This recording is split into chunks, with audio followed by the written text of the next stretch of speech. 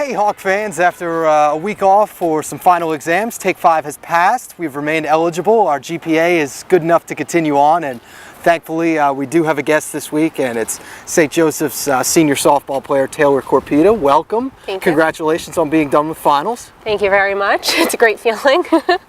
Now you can finally focus in a little bit on the Atlantic 10 Championships, which are coming up down in Charlotte. What do you think that experience is going to be like, and talk about what it was like 2 years ago, obviously getting all the way to the championship game? Yeah, my senior class is very fortunate that we've actually made it all 4 years here, and something that hadn't happened in the past. My freshman year was the first year we made it, and like you said, my sophomore year, making it all the way was amazing. We were the team that eliminated every other team out of the tournament, except obviously UMass in the end, which is a little unfortunate. Especially for you, being from Massachusetts. Being from Massachusetts, yeah, I grew up going to those games.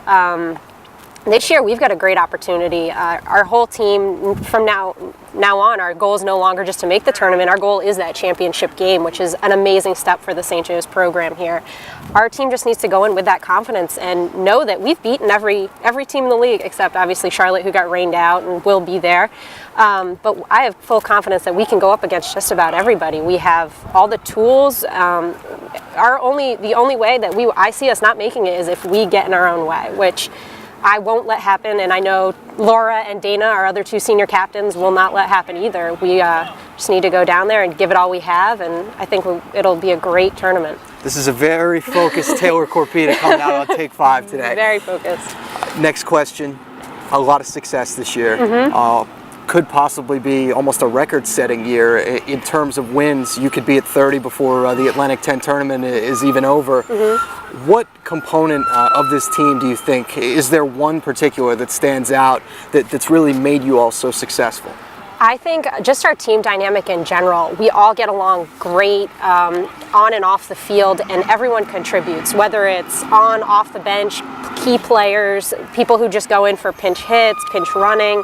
We can look up and down the lineup this year. We're getting our 7, 8, 9 batters hitting home runs, and like what happened in the Temple game with Elena and Dana hitting a couple home runs, and then also obviously the top of the lineup with Parks and Cardone are amazing. Parks is doing great with her batting average, and just the little things. We're really focusing and getting done with that, which is great. It's a well-oiled machine. All the pieces to the jigsaw puzzle, the puzzle fit. And I think we've really continued to improve, but we still haven't peaked yet. So I think down at the A10, it'll be go time, guns blazing.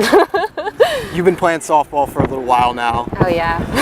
When you were growing up, was there a particular softball player or just a particular athlete that you had as a role model? Was there somebody you modeled yourself after? I took not necessarily the approach of looking at one person. I always tried to learn something from everybody I played with, because I believe whether it's a coach or a teammate, there's always something you can learn to better yourselves, whether it's a piece of my swing. I'm developing it up until practice today, where I try to work with coaches from high school. My dad are some of the coaches that are no longer at St. Joe's. Coach Ron this year with our hitting coach. I always am trying to learn, and whether it's base running from somebody, I see somebody else do something great, I'm like, oh, that's a good idea, and like talk to them about it, push myself, and I try to do the same for other people, just little bit, always learning. A student of the game. Yeah.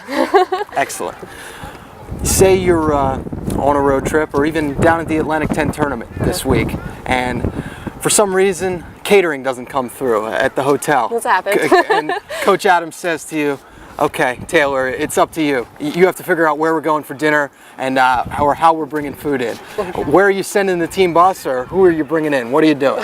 Oh, for me, well, my teammates are big Taco Bell fans. I think sales at our local City Ave Taco Bell with the $5 box meals increased drastically just from our consumption alone. So I know Bernadette Moran would be pretty upset if I didn't guide the bus in that direction. We may have to acquire them as a sponsor. Marketing, we're sorry, but we'll work on Taco Bell at some point soon. Final question. Looking forward and looking backwards at this season, obviously, I know you guys joke around an awful lot. It's a very spirited group, very jovial group. Who does the best impersonation of Coach Adams? I know someone has to have tried at this point. Of Coach Adams, we've had, I don't know, Erin Gallagher is pretty spot on with her team dynamic impersonations up and down. She's definitely secret comic relief of the team. On the field, she is all business, but off the field, she's getting somebody to laugh one way or the other. So she is well-rounded. Yes. A good pitcher and a little bit of a comedian. Very much so. Taylor, thank you very much for stopping by, and we wish you the best of luck in capturing an Atlantic 10 tournament championship and really putting a cap on that senior year. Thank you very much. That's St. Joseph softball senior Taylor Korpita, yet another survivor of Take 5 here on St. Joseph's All Access. Join us for a couple more editions. We're winding down the spring semester, but we have a few left. For St. Joseph's All Access, I'm Matt Martucci. Another edition of Take 5. We see you next week, Hawk fans.